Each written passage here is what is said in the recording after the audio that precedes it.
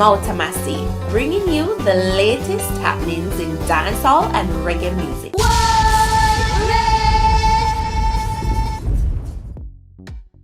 Welcome, it's Nauseouss, and here are the stories making the cut for today. Ninja Man warns Queen Ifrica and Lady Saw. Stay tuned for the stories in detail. And remember to follow me on Instagram at @Mauta_Massey.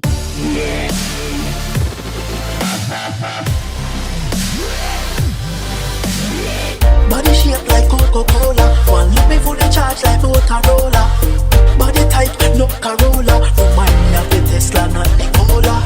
10 out of 10, she's a pure dime. So precious as diamond and pure as wine.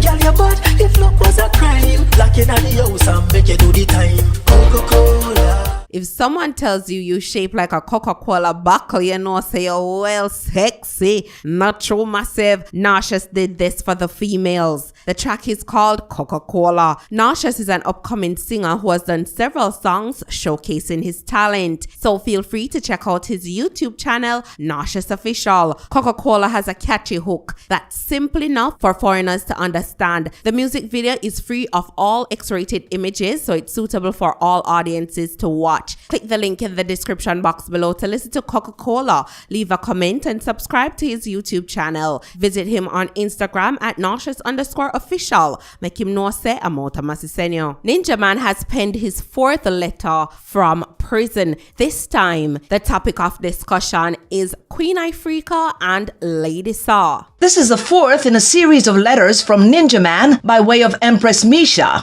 I am Jojo Mac. This letter is written to address all who have a problem with the previous letters, insisting that I'm not intelligent enough to articulate with such intellect and more. Sometimes intelligence is not proven until it is absolutely necessary. Education never rears its head until it's inexorable, and wisdom is not observed until it is established. Sometimes you have a message, and if you don't relay that message through the appropriate channel so it's delivered effectively, it can get lost in transition. I have been fortunate enough to find the right person to deliver my messages in exactly the way I intended, which is greatly appreciated. So please do not attack or persecute the messenger, as these are entirely my thoughts.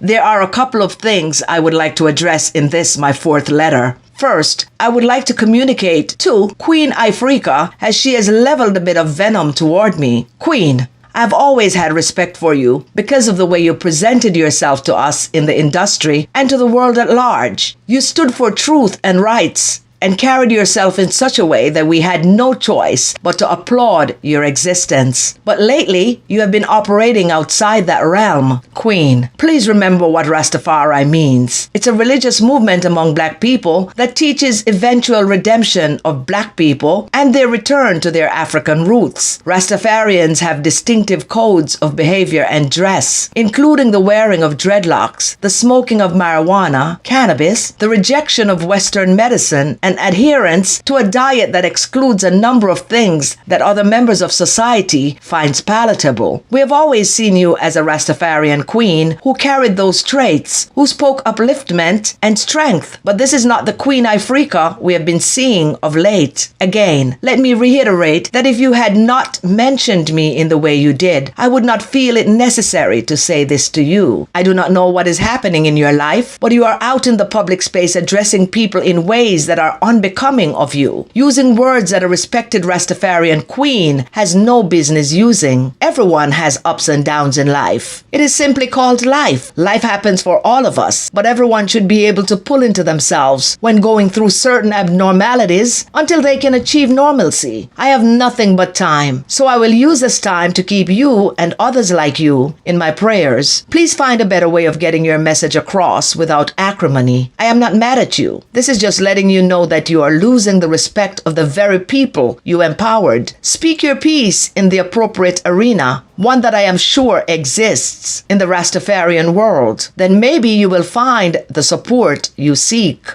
Secondly, I want to speak on what's going on with Marian Hall. A lot of people are trying to crucify Marian Hall for making the decision to perform at Sumfest. My message to her is this: do not let anyone stop you from doing what you do. I am sure you did not tell anyone that you will be going into that space as Lady Saw. Everyone saw you on an entirely different mission than Lady Saw was on. God blessed you with the talent, the persona, and the style that you have to go by the waysides and edges and bid wanderers to come. Go to the dance hall, get one. Go to the go-go club, get two. Go wherever God takes you, long as you shake your booty in the name of Jesus. When Papa San and Lieutenant Stitchie went on non-gospel stage shows, no one complained about them. Remake all your songs you did as Lady Saw into gospel and burn down Sumfest. Please separate yourself from the constant quarreling that has become the norm for too many females in dancehall. It's just confusion. Too many of them need to spend more time in the studio honing their craft and less time bickering with each other. Back in the day, females in the space had their share of disagreements, but it was mostly played out on the stage or in the recorded music. There wasn't that much dissension, and if there was, it was handled differently. The females from the 90s and before were not making the kind of money that the women of today are making in music. Yet, the bars have been lowered to a level that's below the snake's belly. Thirdly, Papa San was my biggest rival in the early days, and then Lieutenant Stitchie. But off the stage, the rivalry was non-existent. Supercat and Early B nurtured us. They raised us up in the business. They did not try to stop our growth. There were many others who watched out for the new arrivals. They were not bitter toward them. $100,000 back then is equivalent to $1 million now. We could purchase homes and invest in things to fall back on when the rainy days came. We need to make the industry stronger, not weaken it. All the other genres have gone past us. Producers should stick to making reggae and dancehall music. There are too many crossover rhythms being made, and they're not being made well enough to compete against the people who are making them authentically. They're not made to last. Too many computer-generated beats are being made. We need to use real musicians playing real instruments so we can recapture the essence of what reggae and dancehall truly are. I am not saying we should not evolve, but do so within our genre. Growth is good, but diversion is destroying the industry. Dancehall and reggae was our biggest earners alongside tourism, much of which was generated by the music that drew people to our little island. Dancehall and reggae was 7 days per week. The age range in dancehall attendance was from the youngest to the oldest. Now it's basically young people, most of which can't buy more than one drink for the night. Think about that. Dancehall needs people of all ages to keep growing. Bob Marley is still our biggest artist in the world, and it's largely because of the message in his music and the respect people have for him, which is why he's so loved and why his legacy continues to grow in leaps and bounds. I am imploring all artists, producers, musicians, and promoters to return to dancehall and reggae. Modernize it, yes, but make changes gradually as we maintain its authenticity. Bring back the music. Thanks for listening. Until next time. As usual, Ninja Man will say what's on his mind. Him not beat round no corners. And as you hear, don't beat the messenger, just take the message. And on that note, Massive,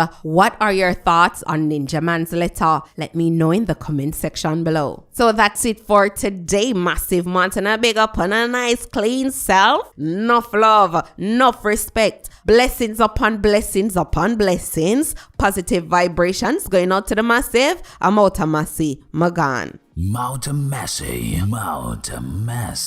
covering the latest in Jamaican music and culture. Like, share, comment, and subscribe now.